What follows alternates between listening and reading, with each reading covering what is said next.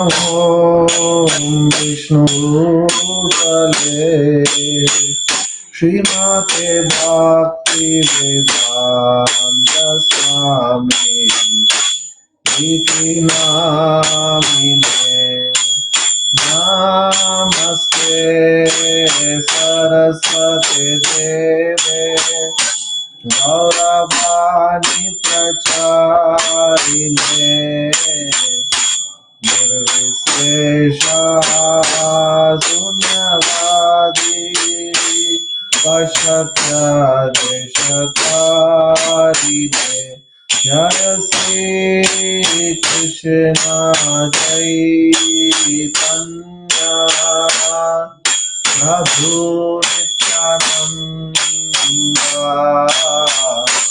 Shri Advaita Gadadhara Srivasadi Gaur Bhaktavinda Jaya Sri Krishna Chaitanya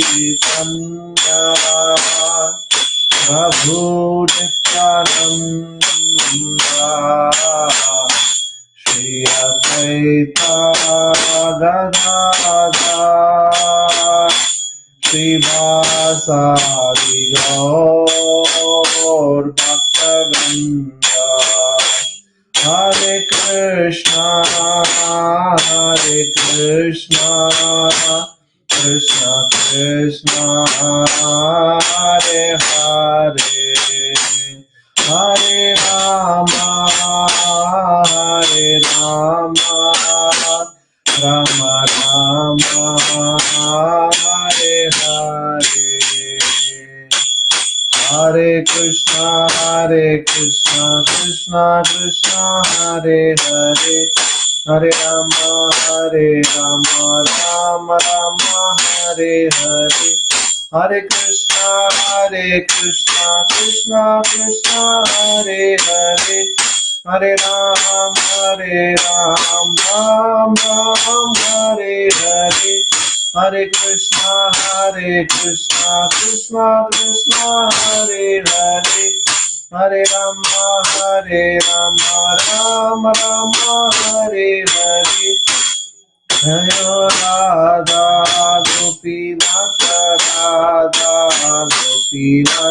Shri Radhe Jayo Jagannatha Jayo Baladeva Subhadra Mayi Jaya Sudarshana Jayo Giri Govardhan Giri Govardhan Jayo Giri Govardhan Jaya Gauranitai Jaya Gauranitai Jaya Gauranitai Jaya Jaya Prabhupada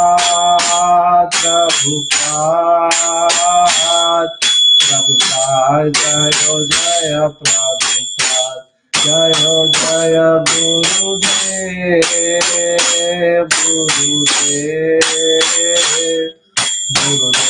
Jaya Jaya Gurudev Nitai Gaura Hari Bol Hari Bol Hari Bol Nitai Gaura Hari Bol Jai Shri Shri Radha Gopinath Bhagwan ki Jai Srila Prabhupada ki Jai Srila Gurudev ki Jai Gaura Premanande Hari Hari Bol Om Namo Bhagavate Vasudevaya Om Namo Bhagavate Vasudevaya Om Namo Bhagavate Vasudevaya Narayanam Namaskrityam Naranchaiva Narottamam Devim Saraswatim Vyasam Tato Jayam Udirayet Nashtaprayeshu Abhadreshu Nityam Bhagavata Sevaya Bhagavati Uttama Slokir Bhaktir Bhavati Naishtiki Mukam Karoti Vachalam Pangum Langayate Girim Yatkripatamaham Mande Shri Gurum Dinadarinam Paramanandamadavam Shri Chaitanya Ishwaram Hari Om Tat Sat. So we are continuing our journey on Srimad Bhagavatam. We are in the 16th chapter of Srimad Bhagavatam. So far, we have finished until verse number 16. Today, we are going to continue from verse number 17. Um, so,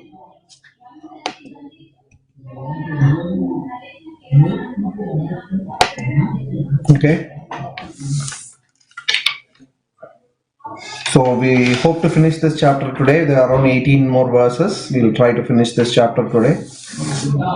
The chapter entitled How Parikshit Received the Age of Kali. We saw how Parikshit Maharaj saw all the symptoms of Kali, and he went to subdue all the other kings in order to make sure that within their kingdoms, which is subordinate to his kingdom, they are all following the rules and regulations, and not allowing Kali Yuga to come in. So text 17. Now you may hear. So basically, we saw how last week, we saw until Parikshit Maharaj, going out, hearing about the glories of the Lord and the devotees. So Sutta Goswami is continuing. Text 17, translation. Now you may hear from me what happened while Maharaj Parikshit was passing his days hearing of good occupation of his forefathers and being absorbed in the thought of them. So even though he was a king, still he was engaging in Shravanam. Even though he was a pure devotee, still he was engaged in Shravanam. Shravanam is the basis of spiritual life. So, Srila Prabhupada says that that's the beginning of spiritual life. Even a sleeping person wakes up by, his ears are the first senses that works. So, similarly for the Atma that is sleeping, hearing is the most important activity. There is no purport to this text, so we'll go to text 18. The personality of religious principles, Dharma, was wandering about in the form of a bull, and he met the personality of earth in the form of a cow, who appeared to grieve like a mother who had lost her child. She had tears in her eyes, and the beauty of her body was lost. Thus, Dharma questioned the earth as follows. So, this is very important verse to understand because it signifies the importance of cow and bull. Bull is the dharma, right? Dharma we have seen in the previous classes. Dharma is the basis of dharma is the basis of spiritual life and happiness in material life as well. So dharma is in the form of bull. Srila Prabhupada talks in the purport about the importance of milk from cows and how cows and bulls, if they are in a happy mood, then the whole society will be, whereas we today in a very horrible situation where millions of cows and bulls are killed and eaten, it's a very animalistic or more asuric, society. So he himself was in the form of a bull. Dharma is always represented by bull, and our earth is represented by cow in the form of cow. So this is also very interesting because of the seven mothers. Two mothers are, one is cow and the other one is earth, and then we see that she is also taking the form of cow. So Dharma is questioning Bhuma Devi.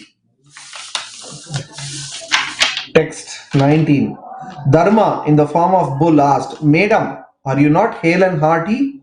Why are you covered with shadow of grief? It appears by your face that you have become black. Are you suffering from some internal disease, or are you thinking of some relative who is away in a distant place? It's a very interesting verse and a very interesting purport. He's asking the questions, are you having some disease? See, because in previous days, disease is not very common actually. It was very rare to have disease. Today, everybody has disease in the material. That's the age of Kali. Actually, it is said that when Rama was the king and when these great Pandavas were the king, because people were so pious, they never had to go through bad karma. There is no question of going through bad karma, right? There is no question of bad karma. Even in Mahabharata, we see that there was this Brahmana who lost his son, and then he goes and says, Yudhishthira, you have done something wrong. Yudhishthira is like, what? I am a father. How can a son die before a father? If that means the rulers are not good. And then immediately Arjuna actually goes in search and brings back that, the Lord Vishnu has taken that boy. With the help of Krishna, he goes to Vaikuntha and brings the boy back, because Vishnu wanted to see Krishna and Arjuna. So anyway, this the point is that is, having disease, people, young people dying before older people, husband dying before wife, widowhood, these are all considered very inauspicious in Vedic culture. So here he is asking, are you having a disease? Why are you, appearing pale? Your face has lost its shine. And he's also talking about, you know, it's actually also in the Vedic literature considered very unfortunate to not live among family, go away from family. Like, we are all, most of us are from India background, right? And many of us have come to this country and our relatives are living back, we call and talk to them and things like that. It's actually considered a sign of misfortune. Only person who can't be happy in his native land, he will travel to a foreign land, right? But at least we are here, we can use it in the service of the Lord and Srila Prabhupada. But generally, that in Vedic culture, leaving one's own home and going somewhere else is considered a sign of misfortune. Today, it is considered, people from India, oh, you're going outside, you're going to America, you're going to Australia, it's a great place. But, in Vedic culture, it is misfortune, because you're leaving Bharatavarsha or the Punya Bhumi, and then you're traveling outside. So, in a Vedic culture, it is not considered, it's a very this thing. Prabhupada writes, to earn a livelihood, the father lives at a place far away from the son, or the wife lives far away from the husband, and so on. These are suffering from internal. Okay, so Srila Prabhupada says this particular symptom of age of Kali is that is family is now not no family is blessed to live together. So these are all the symptoms of Kali Yuga. Text 20. I have lost my three legs and I am now standing on one only. Are you lamenting my state of existence? Or are you in great anxiety because henceforward the unlawful meat eaters will exploit you? Or are you in a sorry plight because the demigods are now bereft of their share of sacrificial offerings because no sacrifices are being performed at present? Or are you grieving for living beings because of their suffering due to famine and drought? So Dharma is questioning why Bhuma Devi is in such a sad state. First, he is saying he himself is in a bad state, and he is asking, because you see me in such a bad state, are you crying? Because Dharma had lost its three legs. So basically, there are four legs for Dharma: honesty, Satyam, tapas, austerity, saucham, cleanliness, and then what's the fourth one? Tapasya, honesty, saucham, and mercy, compassion, right? These daya, these four are the legs of Kali, and then of Dharma, out of which, because of Kali, three legs are lost. Only little bit honesty is left, and that also keeps on, coming down and down. At some point, that will be completely gone, and that's when Kalki avatar will happen. So he's asking, are you crying because that I've lost three legs? Also, Srila Prabhupada in the purport talks about how 3/4 of the population of Kali Yuga will be very irreligious. That also represents the losing of the three legs of Dharma. Which is it's a very, what you call as a godless civilization. Srila Prabhupada writes. And in also he's asking, the next question he's asking is that is the meat eaters are going to exploit you, which we are seeing in Kali Yuga, right? Most of the population is meat eating, and it's actually being vegetarian or vegan is considered like a weird thing or something. That's the other day there's a big article in a big newspaper why being vegan is not good for your body. Rascals, these are all complete rascals who are just exploiting the society, and killing poor animals just for sense gratification, just to satisfy the tongue. They eat. There is no other reason to kill an animal and eat, and they are giving justification why that is good, right? That's the society that we are living. And they talk bad about people who are trying to be vegan or trying to help others to become vegan. That's how bad this today. They kill animals ruthlessly, the articles we see, billions and trillions of animals are killed, fish and chicken and the eggs, and millions of them or trillions of them are killed and consumed by human being. It gives much pleasure, pain to Bhuma Devi, because every living entity is Bhuma Devi's son and daughters. So when she sees that one particular species is killing and ruthlessly, destroying the other, it's like one son killing all the other sons and daughters of her father or a mother. She feels extreme pain, and that's so. Here he is asking, is that why? And not only they kill, they are using Earth's resources itself to kill and do those cruel stuff. All the factories and all the metals that are used, everything is extracted, and so they are using everything from Abuma just to hurt other living entities, which is super painful for her. And also, there's a talk about how, Prabhupada also in the purport talks about generally this meat eating, he talks negative about all the meat eatings, and he says, but there's one kind of meat eating that was allowed in the Shastra is where when it is done in sacrifice. Because in sacrifice, when the meat was offered, the Brahmana, by his purity, was able to make sure that the living entity offered in the yajna attains a human body directly in his next life. And so they achieved a higher status by being offered in the yajna. Any other form of meat eating is actually very condemnable. Even actually for a Vedic, for devotees, actually, we are not even interested in doing that kind of sacrifice, because at the end of the day, it's all karma kanda. There is a section in Bhagavatam we'll see in the 4th canto where Narada Muni condemns this even sacrificial killing.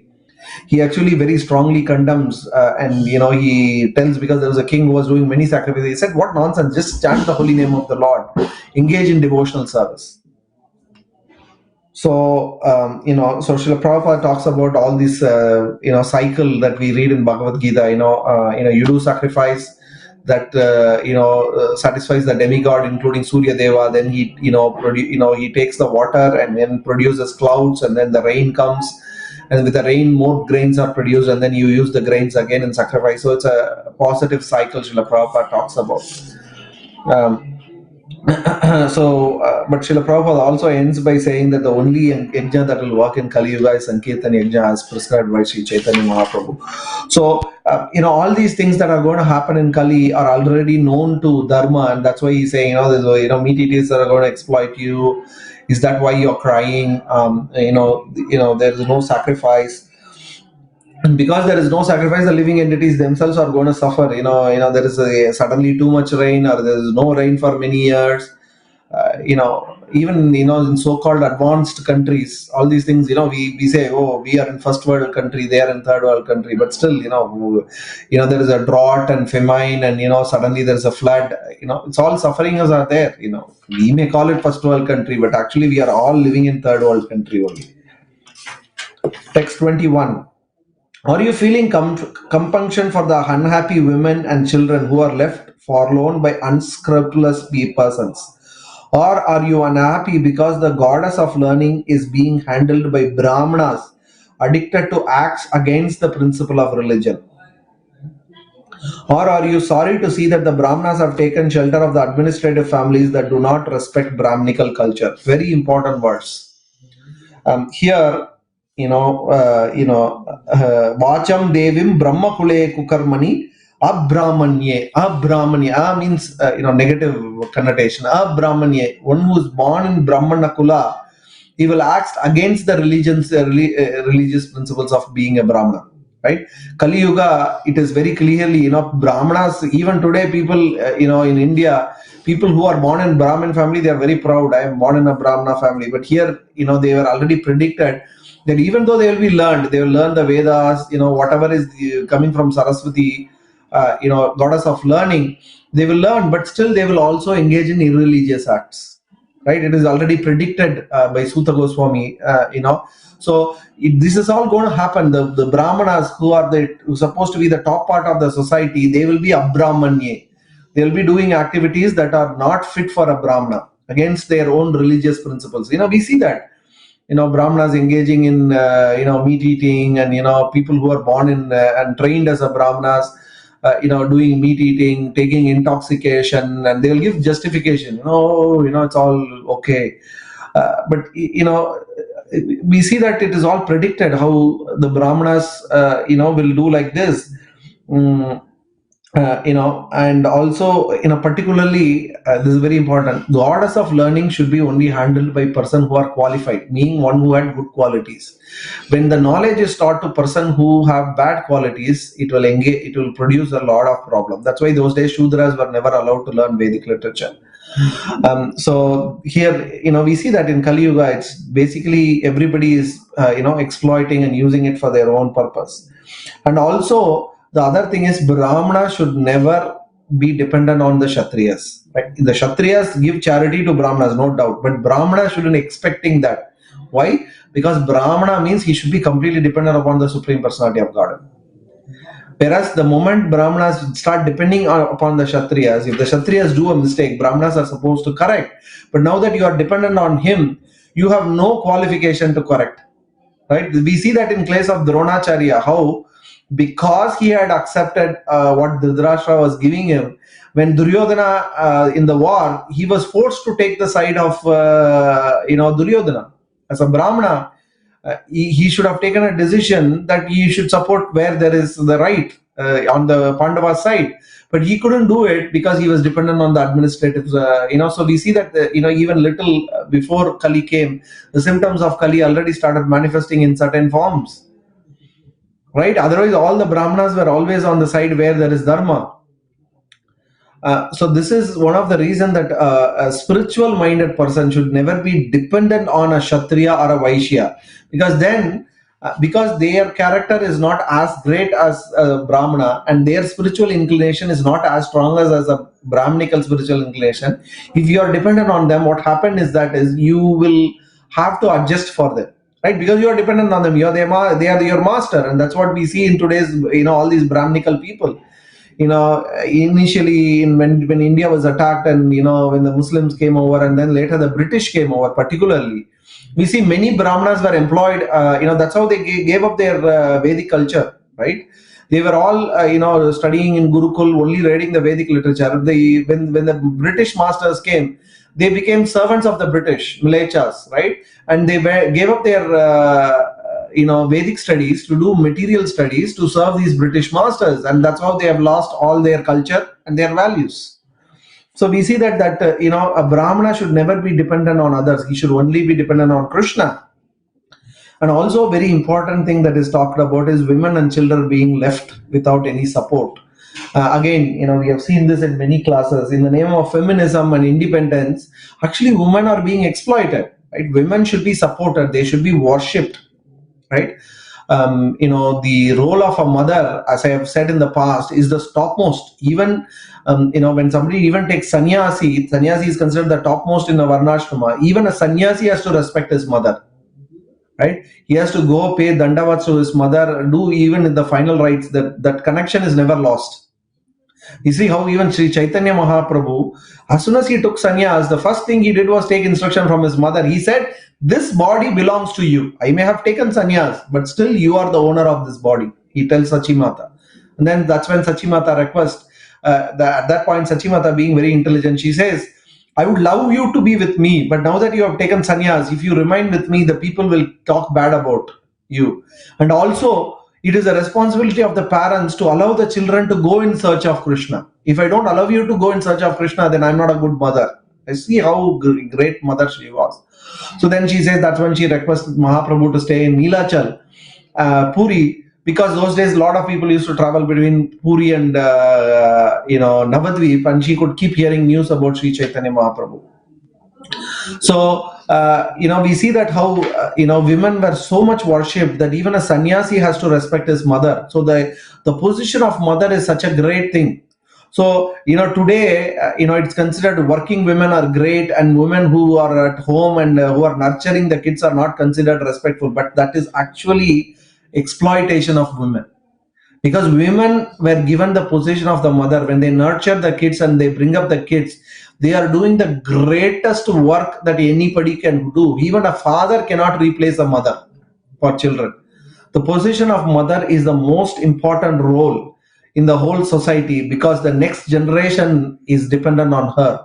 So what she is doing is the future, not as inventing some technology, writing some code. These are all nonsense, has no value. These are all tamogud. But the role of a mother, it's such an important role. So when women was given such important role of nurturing the kids and bringing them up in a spiritual environment, because she is doing such an important job, she was always protected as well. She was valued, protected, and she was respected. But we see the opposite today, right? Women, in the name of independence, they want to go out and work. They don't want to work because these are all brainwashing in the society. That means, if you work outside, you are great. It's not. It's all nonsense. But that's the nature of Kali Yuga, which is already predicted by Dharma earlier. Text 22. The so-called administrators are now bewildered by the influence of this age of Kali, and thus they have put all state affairs into disorder. Are you now lamenting this disorder? Now the general populace does not follow the rules and regulations for eating, sleeping, drinking, mating, etc. And they are inclined to perform such anywhere and everywhere. Are you unhappy because of this? See? So it's a very important verse again. In how Kali Yuga, the Kshatriyas, there won't be any proper Kshatriyas, and the Sudras will become the rulers. And when the leaders are not properly guiding and enforcing, the most important rule of a Kshatriya is to keep the law and order. Law and order in such a way that people are able to follow the spiritual Vedic injunctions. Particularly, it has to regulate the activities. That regulation is very important in all these four: eating, sleeping, mating, drinking. It has to be very orderly. We see that everything is a haphazard in today's world, right? People eat whatever time they want. They eat all nonsense. There is no offering. There is no sacrifice. There are everywhere people go and drink. This drinking, again, intoxication is considered a standard in Western world. That's also becoming true in India. India, in some cases, are worse. Drinking is considered. If you don't drink, then you are considered an outcast. So that's a way. It's all predicted by Dharma that all people will have no regulations regarding this. They'll drink whatever it is, right? We see Srila Prabhupada writes how Britishers conquered the India through tea and coffee. Srila Prabhupada writes how his own wife, she was so addicted to tea, and we will see that also many Brahmanas also, they gave up literature and this thing because they were addicted to coffee and tea.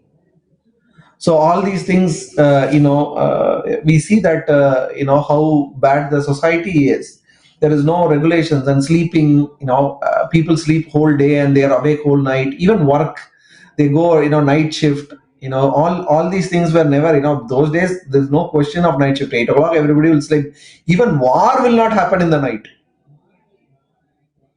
The sun, so when the sun sets, war also will stop. Everybody will go because morning they have to do their morning spiritual activities. Evening they have to do spiritual activities.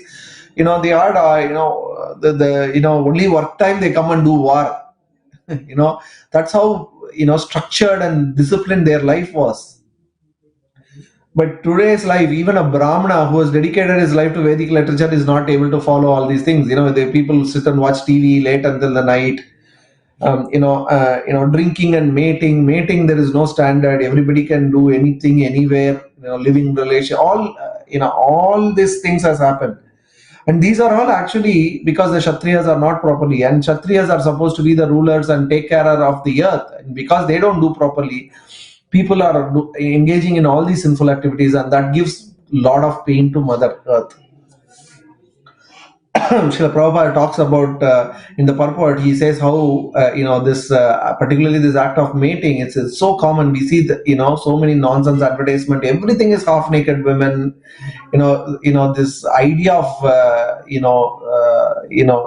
marketing and in the master's degree for business administration, they teach any product. If you can sell it with a naked woman, do it. They teach it in colleges, great Ivy League colleges. This is what they teach. So you see, for everything, women are exploited, their body is exploited, everything is sexually portrayed. So the mind is always disturbed. Prabhupada gives the example of how Ajamila became disturbed just by seeing a Shudra man and women embracing each other.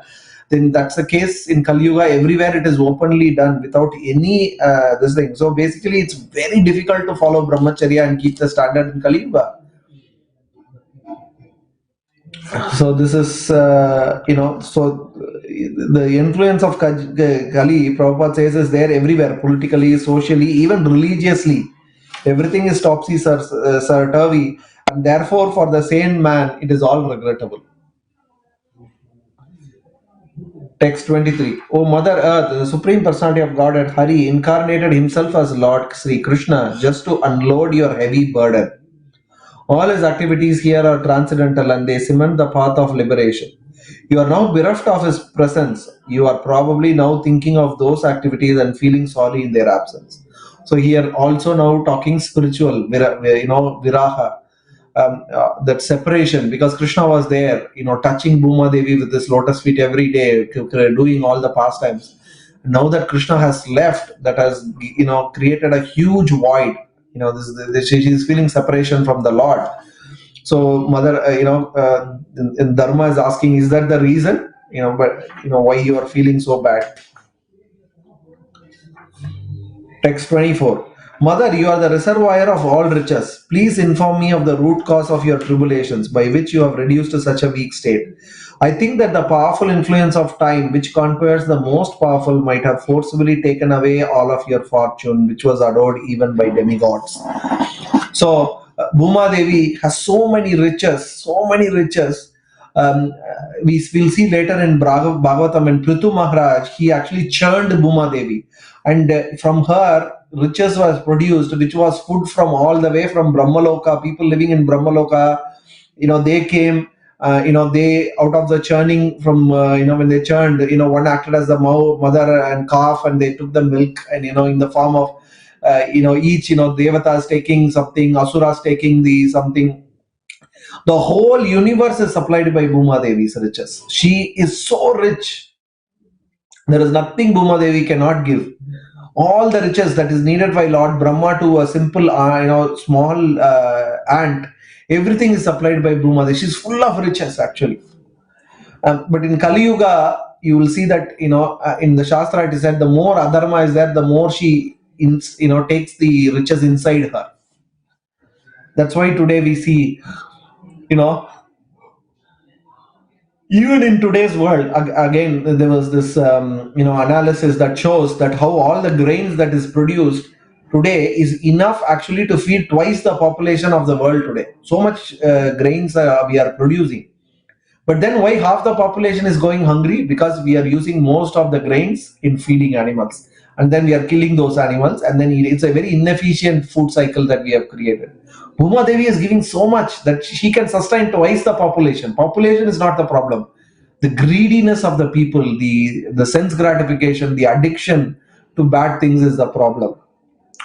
So here he is talking how Bhuma Devi is so rich. Even demigods used to worship her. From her, they used to obtain everything. People living in Swargaloka and Makaraloka and Siddhaloka, they all used to take from Bhuma Devi. Everything, even Siddhaloka, they get the Siddhic powers from Bhuma Devi. Everything, the earth is the source of everything. So here he is asking, being a reservoir of all riches, now that you have to be like this, he is amazed that time is so powerful. Kala, in the material world, Kala is the prime factor. In spiritual world, Kala has no power. There is time. It's not that there is no time. We see how Krishna Lila, there is morning pastime, afternoon pastime, evening pastime, and night pastime. But the time has no effect or impact on the living entities who are serving and Krishna. It just acts as a subservient for their Leela. Whereas in the material world, time is such powerful that even a great personality like Bhuma Devi is under the influence of time. Anybody in this material world, right? Even devotees, they have to go through the cycle of birth, death, old age, and disease.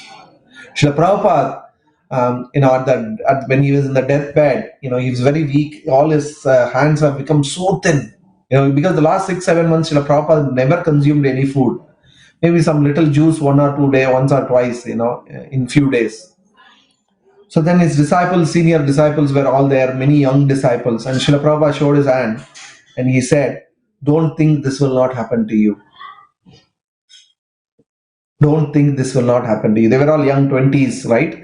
And then, because Srila Prabhupada was, showing that even a devotee's body is under that influence of time in the material world, in the sense that it also deteriorates, and then, the body is completely spiritual. But the point Srila Prabhupada was trying to teach was that is don't be attached to body. Even the most powerful person will be made nothing by time, right? So, here, that point is being mentioned. Text 25. The earthly deity in the form of cow thus replied to the personality of religious principles in the form of bull, O Dharma, whatever you have inquired from me shall be known to you. I shall try to reply to all those questions. Once you too were maintained by your four legs and you increase happiness all over the universe by the mercy of the Lord. So the Dharma has asked this question. So Bhuma Devi is replying. Dharani Uvacha, that's how the verse starts. Dharani is Bhuma Devi. She's talking about how yes, I am in a bad shape, and you are also in a similarly bad shape because of Kali. Because in Satya Yuga you had four legs, and with the four legs he was able to keep so then in the Treta it became three, Dwapara it became two, and Kali it became one. And end of the Kali Yuga that also will begin. But Prabhupada also writes how proportionate to how much dharma is there, that much proportionate people will be happy. Satya Yuga people were extremely happy. There's no question of sadness. There's no distress. There's no disease. Right? So Srila Prabhupada writes, happiness in the world depends proportionately on the maintenance of the religious principle individually or collectively. So we have an individual dharma and collective dharma. Both has to be done, and then only there can be happiness. Text 26 to 30, very important verses. A big purport we will see. Uma Devi said, in him reside truthfulness, cleanliness, intolerance of another's unhappiness, the power to control anger, self-satisfaction, straightforwardness, steadiness of mind, control of sense organs, responsibility, equality, tolerance, equanimity, faithfulness, knowledge, absence of sense enjoyment, leadership, chivalry, influence, the power to make everything possible, the discharge of proper duty, complete independence, dexterity, fullness of all beauty, serenity, kind heartedness, ingenuity, gentility, magnanimity, determination, perfection in all knowledge, proper execution, possession of all objects of enjoyment, joyfulness, immovability, fidelity, fame, worship, pridelessness, being as the as the personality of Godhead, eternity, and many other transcendental qualities which are eternally present and never to be separated from Him. That personality of Godhead, the reservoir of all goodness and beauty, Lord Sri Krishna has now closed his transcendental pastimes on the face of earth. In his absence, the age of Kali has spread its influence everywhere. So I am sorry to see this condition of existence. So she's answering and she's affirmating what Dharma said. I'm sad because you have lost your three legs. I am actually really, and all of this has happened. Kali has come and all these bad things are happening. That is what causing. But the root cause of all this problem is Krishna leaving. Because as long as Krishna was there, Kali cannot enter. And she's glorifying the Lord. Right? So the devotees, they talk about four things. Name, first is the holy name. The second one is the form, then the qualities, and then the pastimes of Krishna. These four give eternal pleasure to the devotees. So here, in the Bhuma Devi in the form of Gomata, she is remembering all the qualities of the Lord, right? And Srila Prabhupada gives a very detailed purport about all these qualities of Krishna. How truthfulness, right? That's a first quality that is mentioned. It's very important. We have explained a lot. Cleanliness, saucham, intolerance of another's unhappiness. That's the mercy of compassion. Krishna cannot tolerate the living entity is suffering. That's why he comes again and again. He takes avatar into this material world because he is Paradukha. Not only Krishna, all the devotees also possess all these good qualities. Paradukha Dukhi, right? Krishna on his own is completely, supremely Ananda, full of bliss. But he feels unhappy when he sees the living entity suffering. Power to control anger. Anger is a tool Krishna uses.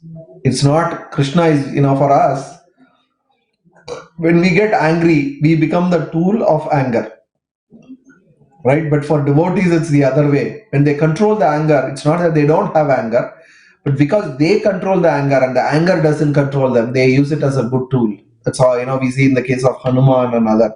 So we should we should be able to control our anger. Self-satisfaction, not in external things, and happiness within. Straightforwardness, there's no need of diplomacy. Mahaprabhu actually condemns diplomacy very clearly. Steadiness of mind, again, very important. Control of sense organs, right? This is again, Prabhupada also talks about it in the purport. Srila Prabhupada particularly talks about, compassion, intolerance of others' happiness as protection of surrendered souls and well-wisher of devotees, right? So that's how he explains how Krishna is unhappy. And he is, responsible. And next quality is equality. Krishna is equal to everyone as the sun is equal to everything, sun's rays. But at the same time, whoever surrenders to him, Krishna says, I will protect him. So it's up to us. If we surrender more, Krishna will protect us more. Tolerance, again, we know how important it is. Krishna is super tolerant. We are doing all nonsense. And Krishna as Paramatma is with us in the heart, not listening to him, but still, he never forsakes. He tolerates all the nonsense that we are doing, and still he is accompanying us, even though we do not look back at him. Equanimity, faithfulness. Devotees, this is faithfulness. Krishna is very faithful to his devotees. Right? That's why you see, even if you offend him, Krishna is ready to forgive, but he is not ready to forgive us if we offend a devotee. Right? The relationship is very important to Krishna. Knowledge, and Srila Prabhupada writes very detailedly about knowledge. About knowledge has 5 parts. One is intelligence, gratefulness, power of understanding circumstantial environments of time, place, and object, perfect knowledge of everything, and knowledge of self. All these 5 comes under knowledge, Srila Prabhupada, right? So Krishna is very intelligent. He's grateful. Gratefulness is considered as a sign of intelligence or knowledge. Right, because we understand somebody has helped us, and if we are really knowledgeable, then we would be grateful to them. So the gratefulness to the spiritual master is actually a sign of intelligence. Absence of sense enjoyment, leadership, chivalry, and influence. The 16, 17, 18 Srila Prabhupada explains in terms of a Kshatriya, because Kshatriya means he should have the quality of leader. Chivalry and influence. Chivalry means he should be ready to fight and protect people who have surrendered unto him. And influence is equally important. He should be able to influence others to follow the right path. It's not that you force all the time. Force works only in an extreme case. The first thing is you should be inspiring them. If you can't inspire them, then influence them. And if you can't influence them, then only force comes into play. That's how the Vedic literature works. The power to make everything possible. Krishna can do anything he wants. The discharge of proper duty. Even though Krishna says he has no duty, still when he comes, he acts as a perfect Kshatriya. We saw how he paid dandavats to his father, mother. He did, he respected Pritha. He even paid dandavats to Yudhishthira Maharaj and Bhima because they were his elder. And then he did all the duties of a Kshatriya. He took care of his wife properly. He took care of his sons properly. Krishna actually doesn't have to do all these things, but still he is setting an example. Complete independence. Only Krishna is completely independent. Dexterity, right? Krishna is super dexter. He can, achieve things, great things. Krishna does everything in the most efficient way. Right? We generally, devotees can feel this actually. When we go and pray to Krishna for something, We would have thought that the end result have to come in a certain way. I need this, I need that, I need this to happen, I need to get the job. But Krishna would have make the same thing happen in a very different way, which then will be amazed. Oh my God, I never thought that I could have achieved the goal in this way, right? Krishna was so dexter, so skillful, that we see in Mahabharata, the greatest general of all the worlds were assembled there, and he finished them off in 18 days. 18 days finished, war was finished, right? So that is there. Fullness of all beauty. We don't have to explain that. We know how. Um, uh, he is super beautiful. Prabhupada in the purport talks about Krishna is called Madana Mohana. That he can attract. He is so beautiful that he can even attract Cupid, right?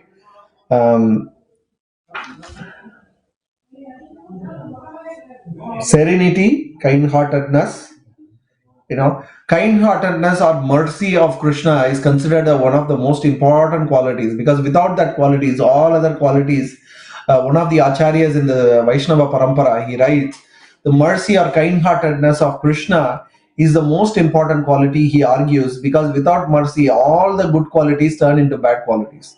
That's what we see, right? They are beautiful people, but because they are very proud in their heart, they act very bad.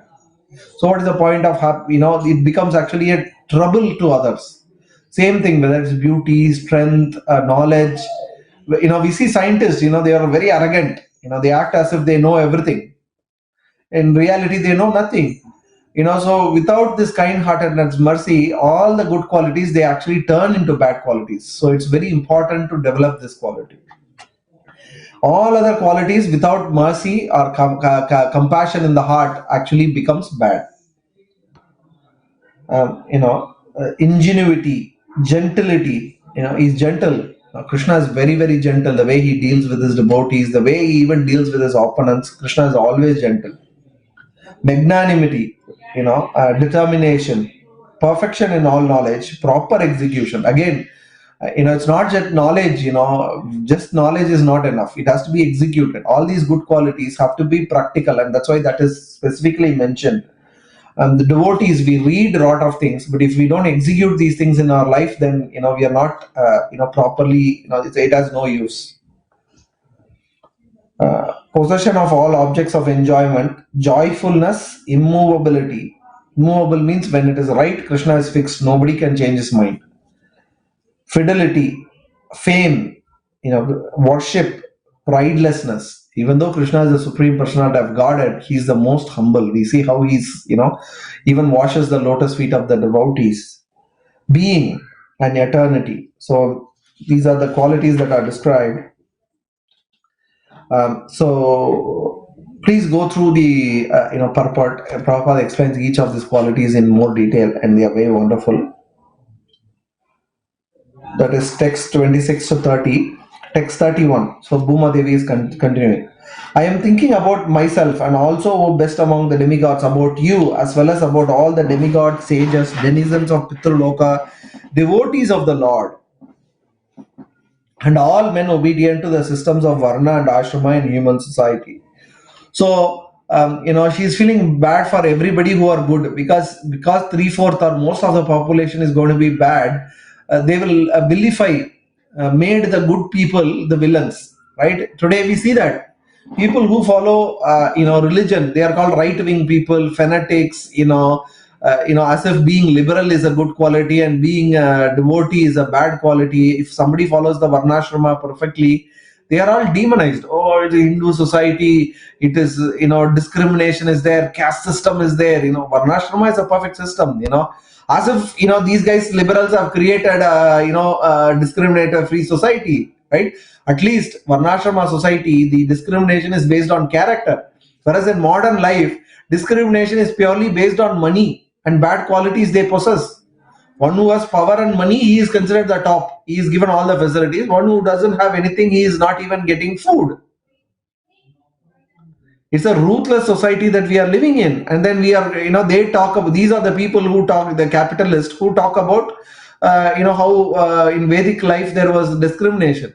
All right. If these people talk about discrimination, why are they discriminating about money with money?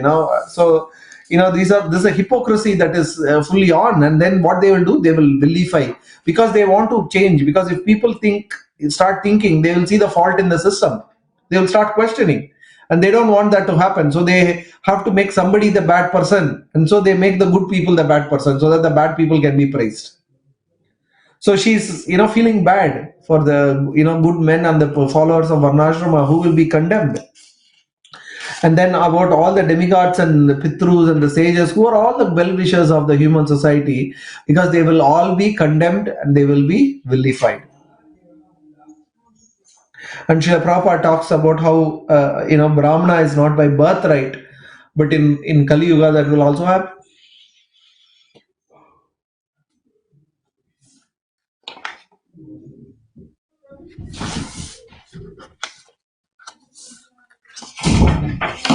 So Mother Earth is continuing 32 to 33, text 32 and 33. Lakshmi ji, the goddess of fortune, whose glance of grace was sought by demigods like Brahma, and for whom they surrendered many a day unto the personality of Godhead, gave up her own abode in the forest of lotus flowers and engaged herself in the service of the lotus feet of the Lord.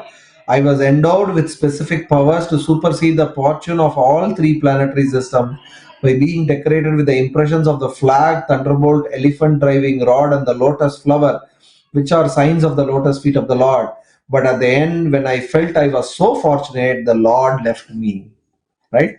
So here she is actually revealing the most deepest root cause of her suffering, because the Lord has left her. Right? Like Arjuna, in the previous chapter, we saw how Arjuna, he was expressing that he has lost all good character and all the beauty and everything and strength because Krishna has now left. Similarly, Bhuma Devi is also expressing, even Lakshmi, the goddess of fortune, she is ready to give up everything she has to serve the Lord. That Lord was present and his lotus feet was touching me, and she is describing all the signs of the lotus feet of the Lord. We will describe it in detail in one of the chapters. All the signs and what is the meaning of these signs. The lotus, the elephant rod, elephant driving rod, and all those things. Each has a specific meaning that are explained by our acharyas. So she's saying that Lord, who is the master, he was present, and because he was present, Bhuma Devi was most fortunate because she held the Lord, who is the control, there is no other riches that is bigger than Krishna, and that Krishna was walking on me. So that means that I was the envy of all the other places, but finally, even though I possessed him, the moment I felt that I'm unfortunate, Krishna has left me. Right? And Srila Prabhupada actually is giving a very deep purport, that he's saying actually it's not that Krishna has left. Krishna never leaves any place. He, as a devotee, is explaining how we can retain Krishna always in our life so that we do not leave him. Srila Prabhupada was explaining, one should therefore ask that the grace of the Lord always be present on earth, so that we may be favored with his causeless mercy and happy, having all necessities of life. One may ask how we can detain the Supreme Lord on this earth after his mission is fulfilled and he has left earth on his own abode. The answer is that there is no need to detain the Lord. By his omnipresence, he can always be with us if we are attached to his devotional service by hearing, chanting, remembering, etc. Because Krishna has said, I'm not in Vaikuntha, I'm not in the heart of yogis. I am where my devotees chant my glories and together spend, here and chant my glories. So any place, if we can chant, then immediately Krishna will be present there, and that will make Bhuma Devi very happy, and she will give unlimited, riches. Srila Prabhupada says there's no need to do anything man-made. Actually, we see in Mahabharata, there's a description of a king who was so much engaged in the service of the Lord. He was such a great devotee that in his kingdom, people will not, don't need to go and do farming. All rice, dal, everything will grow, and it will cook also on its own. Can you believe that? It may look like fantasy, but it was happening. Bhuma Devi is capable. She can produce, cook, and give produced food like rice, dal, sabji every day. And people, everybody was happily engaging in devotional service. No need, nothing other than devotional service. So if we are engaging in devotional service, all these things will automatically provide. Generally, devotees are worried: how do we maintain temple? How do we do this service? If we are constantly engaged in service, Bhuma Devi will give all what we need in our life. We don't have to be dependent on anybody. And Srila Prabhupada talks about that here, right? And he also says the opposite. When there is nothing connected with the Lord, when we are disconnected from the Lord, then there is nothing will be available in this world. So it is very important in this age of Kali to chant and engage as many people as much possible in chanting the holy name of the Lord. Text 34.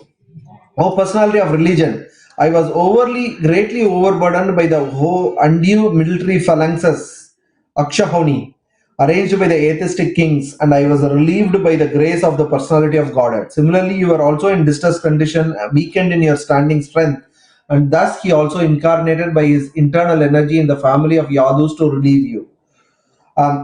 Right? So Srila Prabhupada actually talks about how asuras, they want life of sense gratification at the cost of others.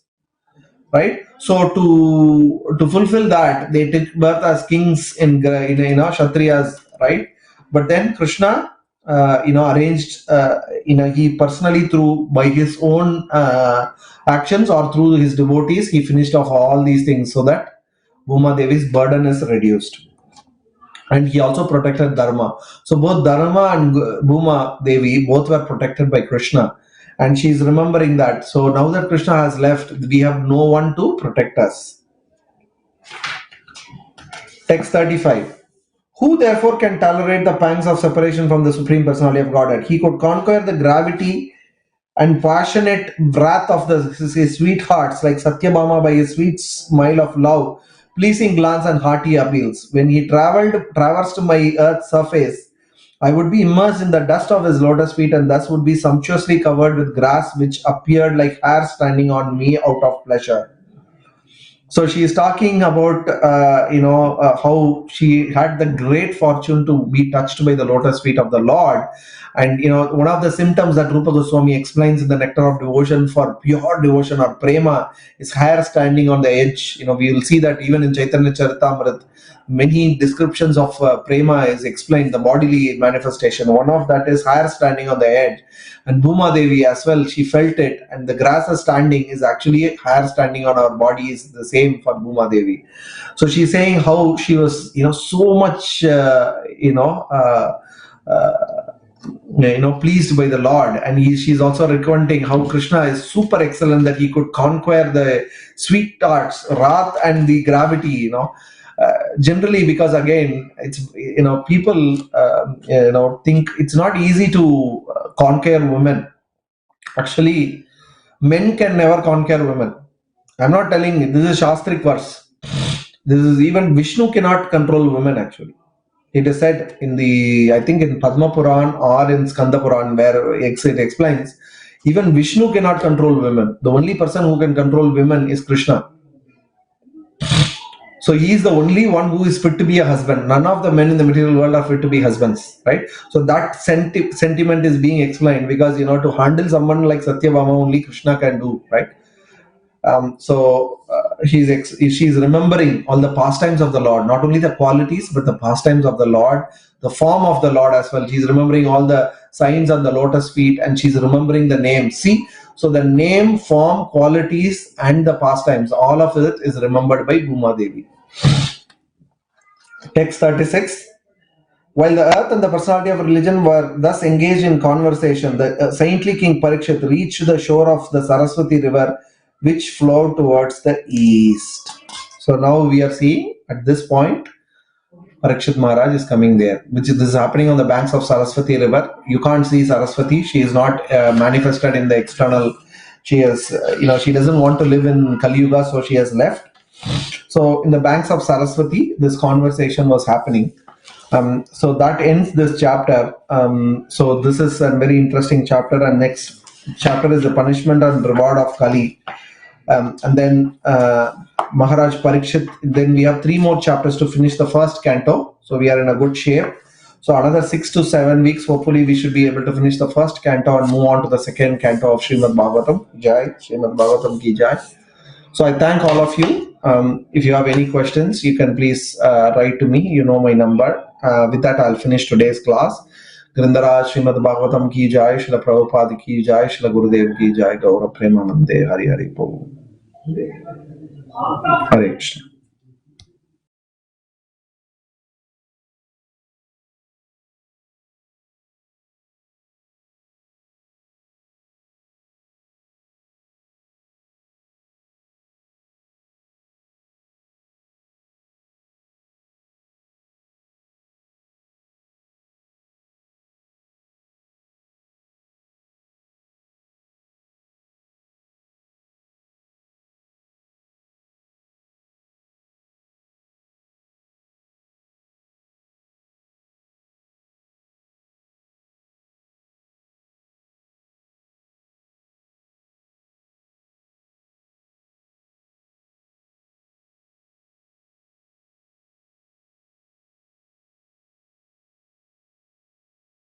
Limited that.